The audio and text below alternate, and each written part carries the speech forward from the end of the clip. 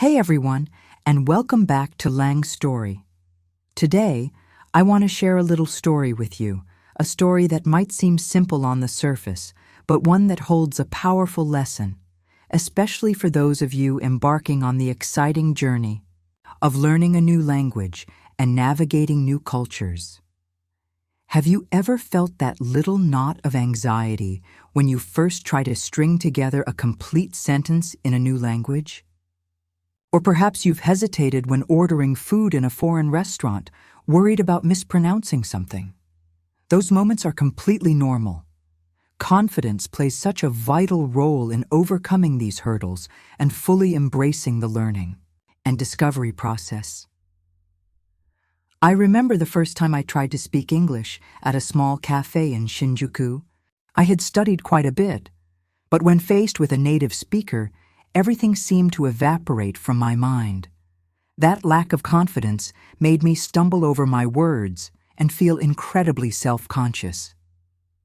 But then, something unexpected happened.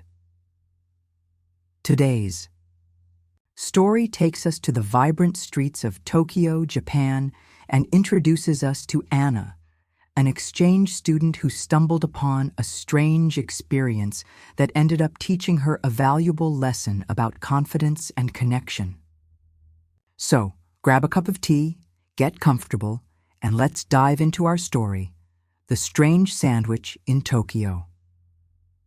Our main character today is Anna. Anna was an exchange student from the US, brimming with excitement to immerse herself in Japanese culture. Tokyo unfolded before her like a colorful and noisy labyrinth of new sights and sounds. She loved exploring the bustling streets, gazing at the vibrant neon signs, visiting the serene ancient temples, and being open to all the new experiences this culture had to offer. However, at times, the language barrier, the subtle nuances of social etiquette, and the unfamiliar customs would leave her feeling a little hesitant, a touch less confident in navigating everyday situations. Simple tasks like ordering a meal, asking for directions, or even just striking up a casual conversation with a stranger could feel like a small challenge. One afternoon, after a long day of exploring the colorful and energetic Harajuku district, a hub of unique fashion and quirky cafes, Anna's stomach started to rumble. She was looking for a quick and easy bite to eat to satisfy that growing hunger. As she wandered down a charming side street nestled between taller buildings, she spotted a small, unassuming bakery. It looked cozy and inviting, with a warm, golden light spilling out onto the pavement, and the delicious aroma of freshly baked goods wafting through the air, beckoning her inside. Inside the bakery, it was a delightful miniature world of sweet and savory scents mingling in the warm air. Rows of intriguing pastries with all sorts of shapes and colors lined the shelves alongside an array of unfamiliar-looking sandwiches. Their names were written in elegant Japanese characters, flowing like artistic brushstrokes, completely foreign to Anna's eyes. She scanned the offerings, trying to discern the fillings through the delicate crusts, her brow slightly furrowed. In a mix of confusion and curiosity at the sheer variety, everything looked both delicious and utterly mysterious.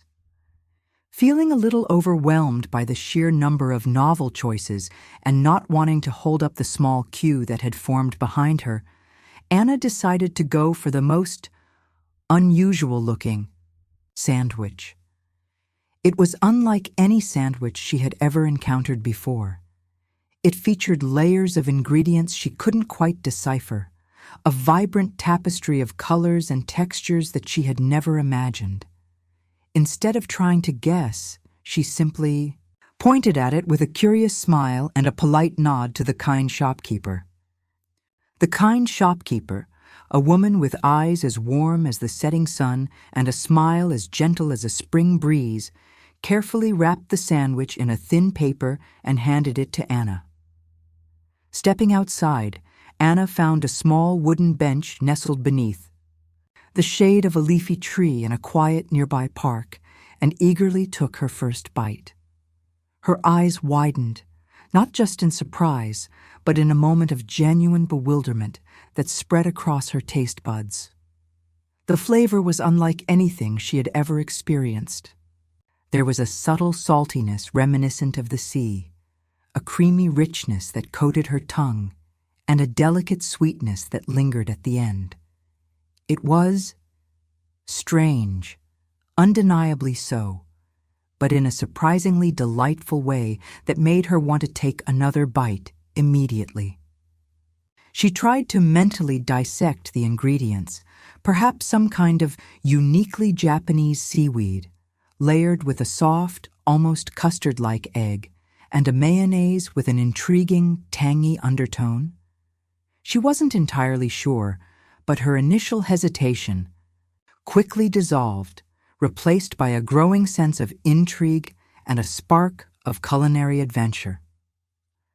Driven by her curiosity, Anna decided to go back inside the small bakery.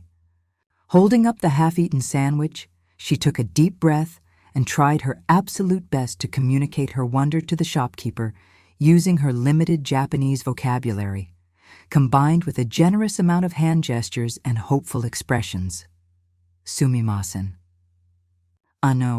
Kore wa ittai nan desu ka? Excuse me, what exactly is it? She stammered, her voice a little hesitant, but filled with genuine inquiry as she pointed at the peculiar sandwich. The shopkeeper chuckled softly, her eyes twinkling with understanding and patience. In simple Japanese, interspersed with a few familiar English words, she slowly explained the components. Hai, kore wa nori, tamago mentaiko mayo sandoichi desu. Nori wa umi no yasai desu yo. Tamago wa yawarakai, mentaiko wa karai kedo oishi. Mayo wa tokubetsu na aji desu. Yes, this is a nori tamago mentaiko mayo sandwich. Nori is a sea vegetable.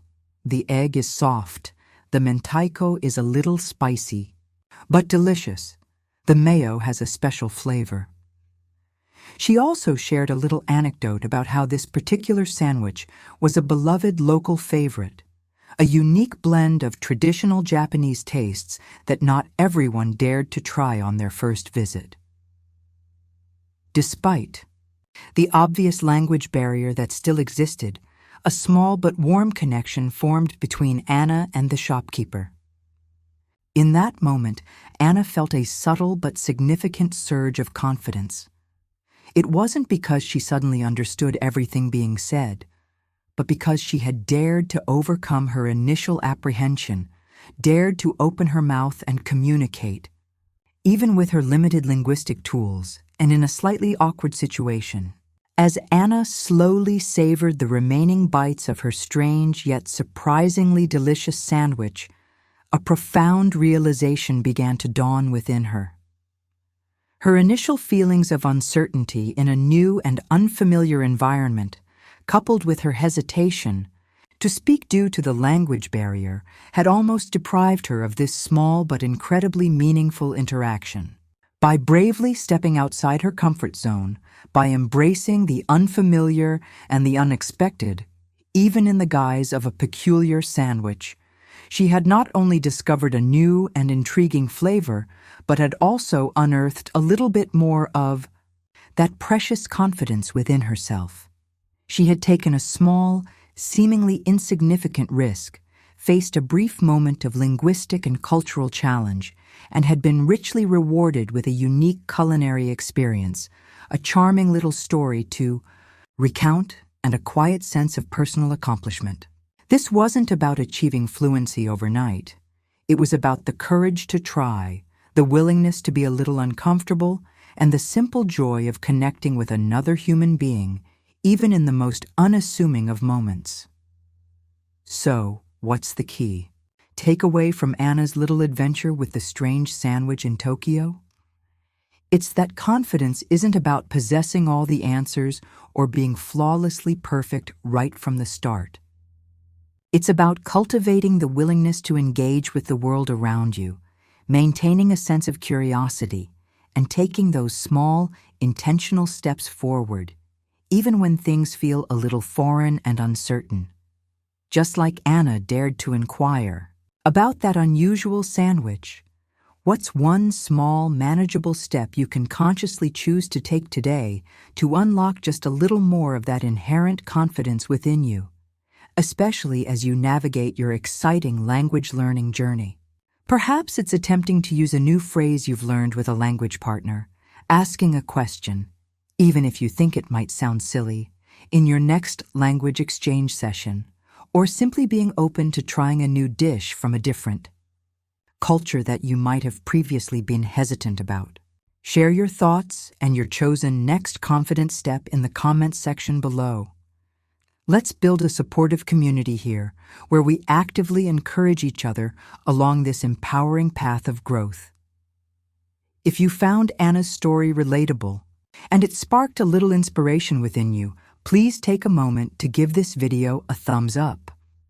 And if you're eager to hear more stories and receive practical tips designed to help you boost your confidence and enhance your language skills, don't forget to hit that subscribe button for LangStory right now. We have so many more empowering stories and helpful insights to share with you.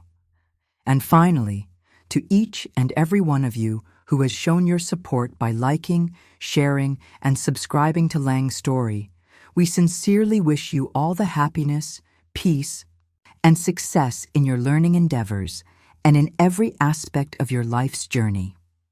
Thank you for being such a wonderful part of the LangStory community.